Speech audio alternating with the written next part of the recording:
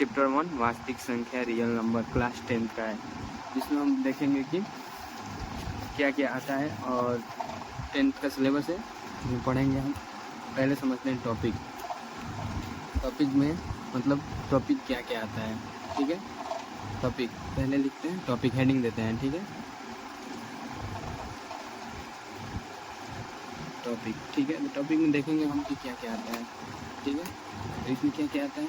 पहले आता है, पहले मतलब मानते हैं कोई भी, तो पहले मानते हैं संख्या के बारे में हम इसमें जानते हैं। ठीक है, पहले हम क्या जानते हैं इसमें, संख्या के बारे में, संख्या के बारे में जानते हैं।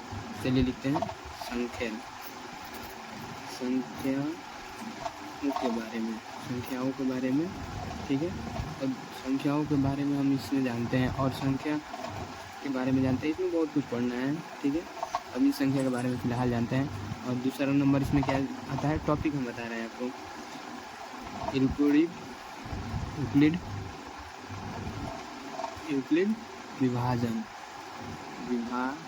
यूक्लिड विभाजन। ठीक है, यूक्लिड विभाजन, एल्गोरिथम। आप लोगों ने ये पढ़ा होगा टॉपिक एल्गोरिथम। ठीक है, ये आने वाले कंपटीशन एग्ज़ाम में भी इसे जैसे लसा मसा कहते हैं पूछा जाता है। ठीक है, जिसे हम मौसा ज्ञात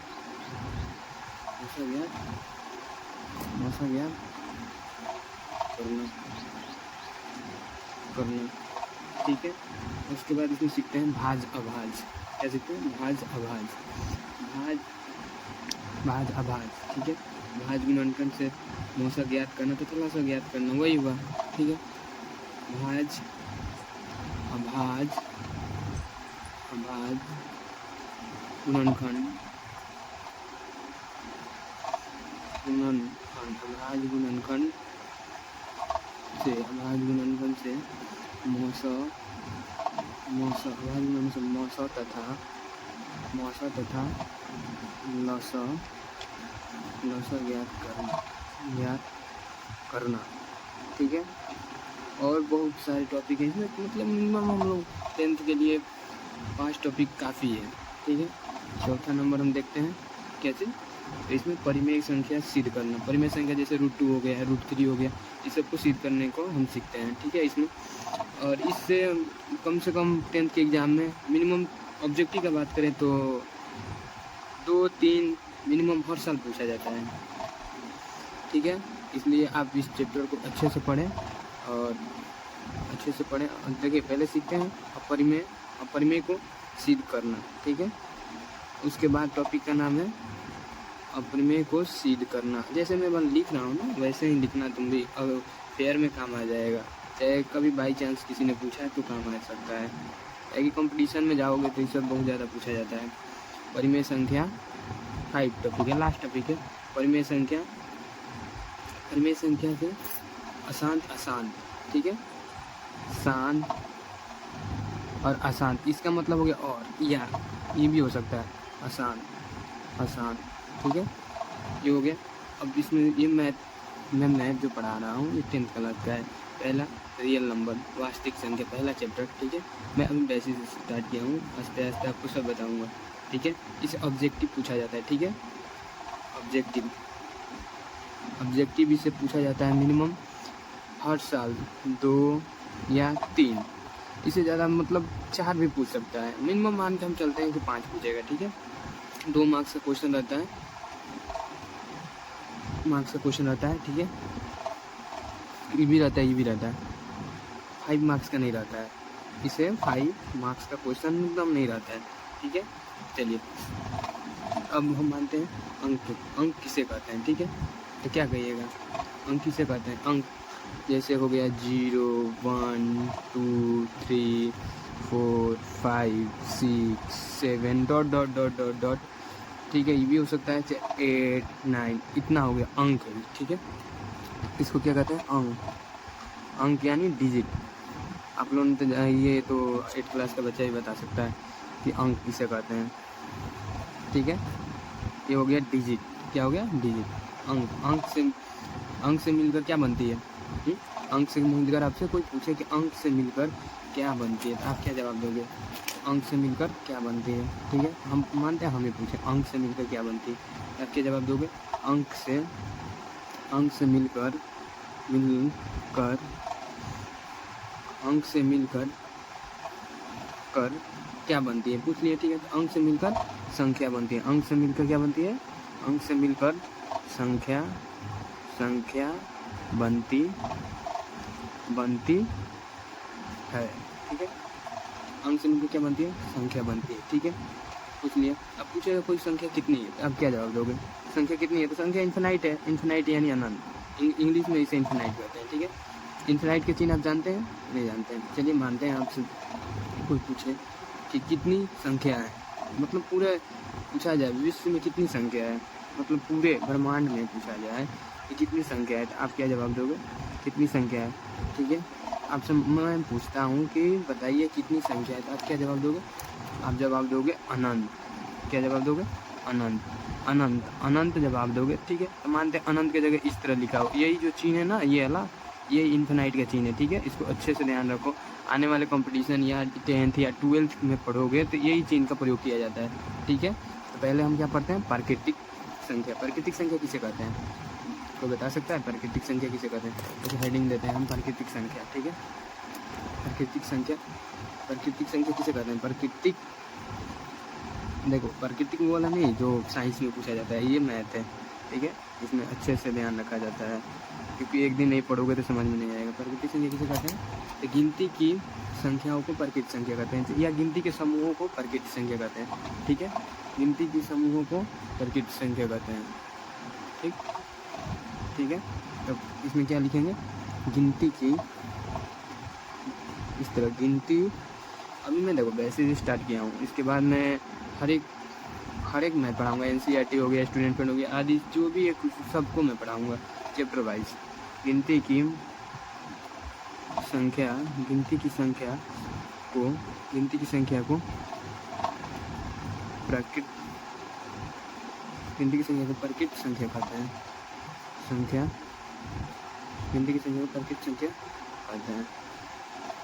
हैं, ठीक है। गिनती की संख्या क्या कहते हैं? गिनती की संख्या को प्राकृतिक संख्या कहते हैं, ठीक। उसके बाद जैसे मैं एग्जाम्पल लेता हूँ, ठीक है। गिनती की संख्या जैसे क्या होगा? जैसे 1 2 3 4 डॉट आदि बहुत सारा होगा, ठीक है, इन्फिनाइट तक।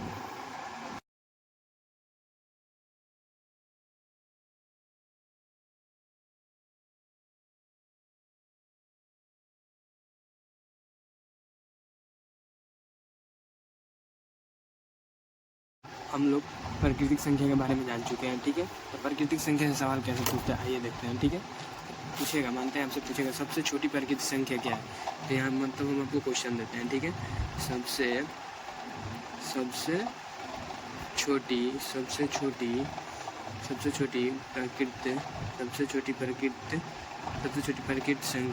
छोटी प्राकृतिक संख्या, ठीक है। तो क्या है, आप बताइए क्या है, कमेंट में कीजिए क्या है, ठीक है। तो 1 है, ठीक है। अब दूसरा का क्वेश्चन देखते हैं। सबसे बड़ी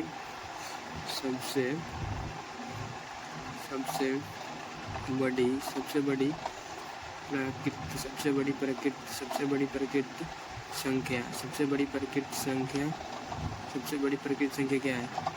तो अनंत है या इन्फिनाइट, ठीक है। इन्फिनाइट, अनंत, वही, ठीक है। और उसके बाद सीखते हैं पूर्ण संख्या के बारे में। सीखते हैं, ठीक है। पूर्ण संख्या किसे कहते हैं, पूर्ण संख्या क्या होता है, इसके बारे में हम जानते हैं। पहले प्राकृतिक संख्या पढ़ चुके हैं, ठीक है। अब पूर्ण संख्या के बारे में सीखते हैं, ठीक। अब अच्छे से दिखाई दे रहा है सबसे छोटी प्राकृतिक संख्या क्या है, ठीक है। सबसे बड़ी प्राकृतिक संख्या क्या है, अच्छे से दिखाई दे रहा है, ठीक है। अब आपको पढ़ाते हैं, चलिए पूर्ण संख्या के बारे में। पूर्ण संख्या, ठीक है, हेडिंग देंगे पूर्ण संख्या, ठीक है, हेडिंग देंगे। उसके बाद लिखेंगे प्राकृतिक संख्या के परिवार में क्या लिखेंगे? प्राकृतिक संख्या के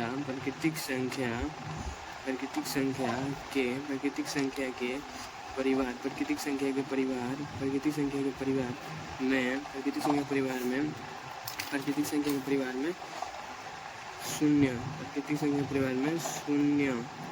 शून्य, प्राकृतिक संख्या के परिवार में क्या शून्य, शून्य प्राकृतिक संख्या के परिवार में शून्य, शून्य शामिल, शून्य शामिल, शामिल, शून्य शामिल, शून्य शामिल, शून्य शामिल करने, शून्य शामिल करने, करने, शून्य शामिल करने पर, शून्य शामिल करने पर, शून्य शामिल करने पर क्या प्राप्त होता है, पूर्ण संख्या का परिवार मिलता है या प्राप्त होता है।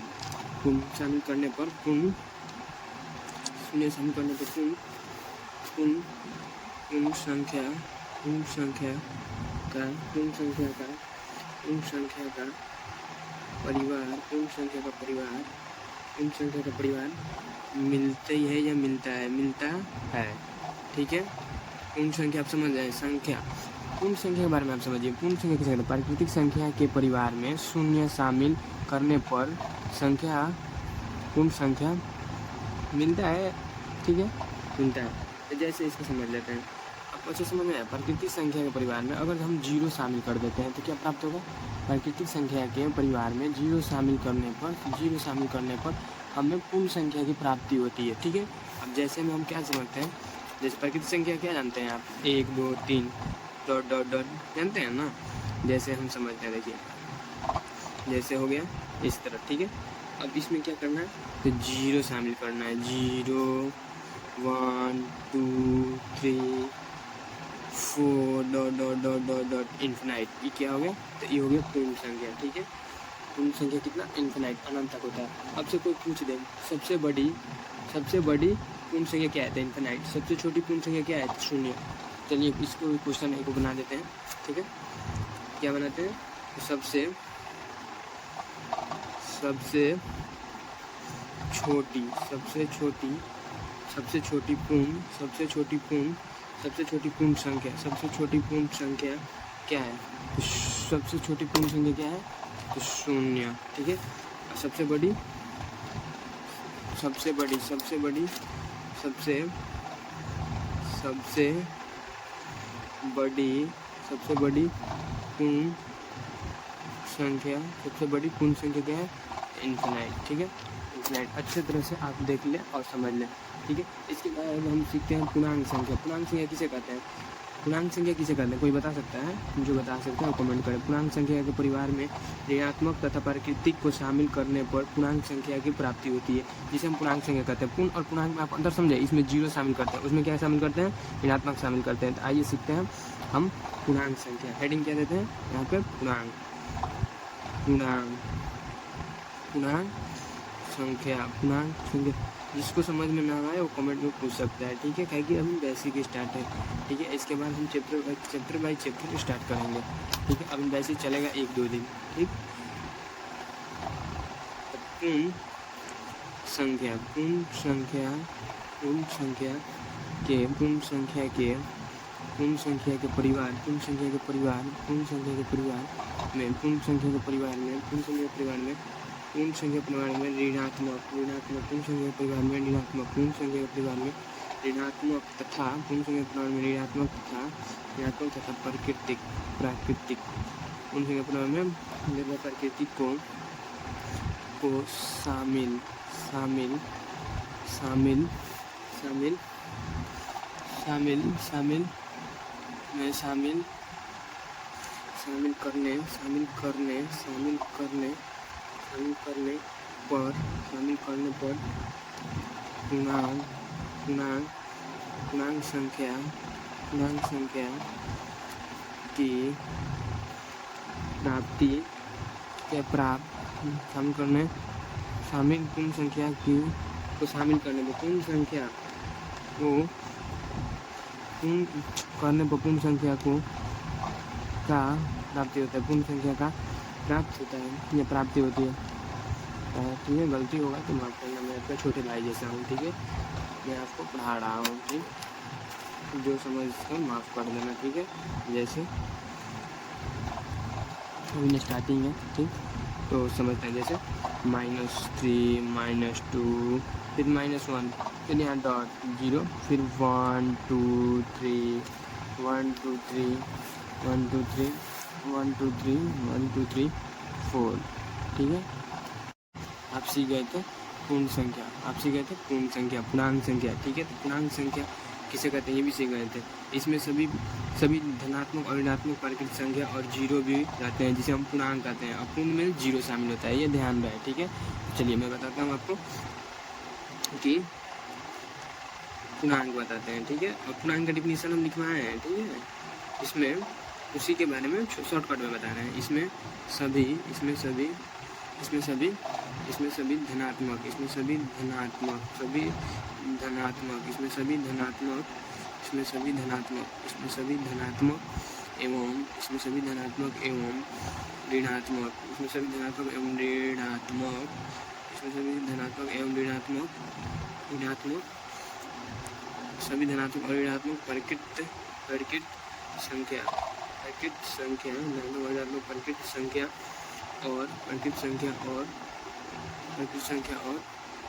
संख्या और शून्य भी रहते हैं, ठीक है। अब इसमें कोई पूछ दे सबसे छोटी, सबसे इसमें कोई पूछ दे सबसे छोटी पूर्ण संख्या क्या है, तो इन्फिनाइट, और सबसे बड़ी प्लस इन्फिनाइट, ठीक है। अब चलिए आगे इसमें पूछते हैं, हम इसके बारे में जानते हैं, ठीक है। अब क्या पूछेंगे, प्लस माइनस के बारे में आपको सब जानते होंगे, हमें पता है प्लस माइनस के बारे में सब लोग अच्छे से जानते हैं, ठीक है। अब प्लस माइनस के बारे में सीखेंगे, माइनस प्लस, ये प्लस माइनस फिर प्लस के बारे में, ठीक है, प्लस माइनस के बारे में। चलिए आपको मैं एक सवाल देता हूँ, ठीक है। सवाल क्या है, -5 -8, अब बता सकते हैं। देखिए इसमें क्या होता है, सबसे जो बड़ा है, सबसे इसमें जो बड़ा होता है उसका चिन्ह देखा जाता है। इसमें सबसे बड़ा क्या है, 8, -8 है, -8 मान लेते हैं 8 है, 8 में से 5 गया 3, ठीक है, यहाँ 3 लिखते हैं, ठीक। अब बड़ा वाला का चिन्ह क्या चीज़ में, माइनस में, तो यहाँ पर माइनस लगाते हैं। चलिए फिर एक सवाल देते हैं आपको, 10 - 12, ठीक। तो इसमें सबसे बड़ा काम है 12, तो ठीक है, 12 में से 10 को हम घटाते हैं तो कितना बचेगा, 2। माइनस सबसे बड़ा वाला चिन्ह क्या चीज़ में है, माइनस में, तो 2 लिखेंगे, ठीक है। और सवाल देते हैं, एक और सवाल इस पर आइए सीखते हैं, ठीक है। 20, सबसे इसमें देंगे सबसे बड़ा कौन है, 20, इसका चिन्ह क्या है, माइनस, तो माइनस लगाएंगे।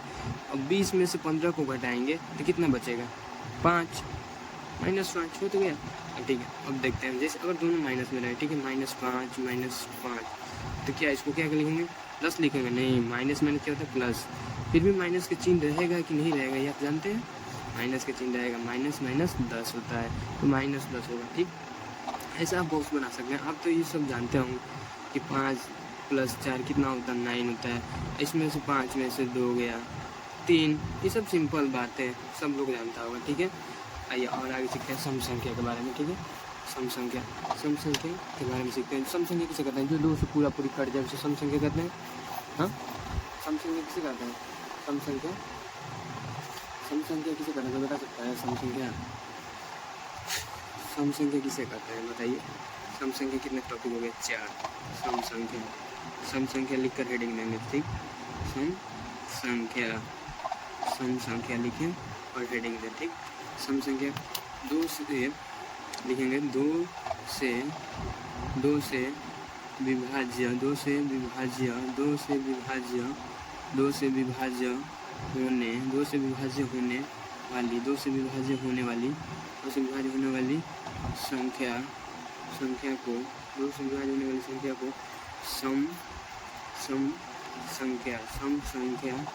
होने वाली संख्या को सम संख्या कहते हैं। क्या कहते हैं, 2 से विभाजन होने वाली संख्या को क्या कहते हैं, सम संख्या कहते हैं। जैसे मैं इसके बारे में जानते हैं, जैसे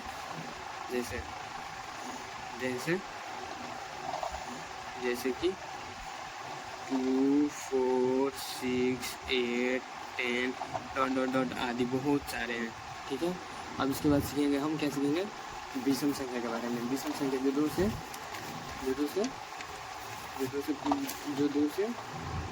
विषम संख्या के बारे में सीखेंगे, ठीक है। विषम संख्या के बारे में सीखेंगे इसके बाद, ठीक है। सम संख्या तक रहने देते हैं, विषम संख्या सम संख्या तक रहने देते हैं, विषम संख्या कल सीखेंगे, ठीक है।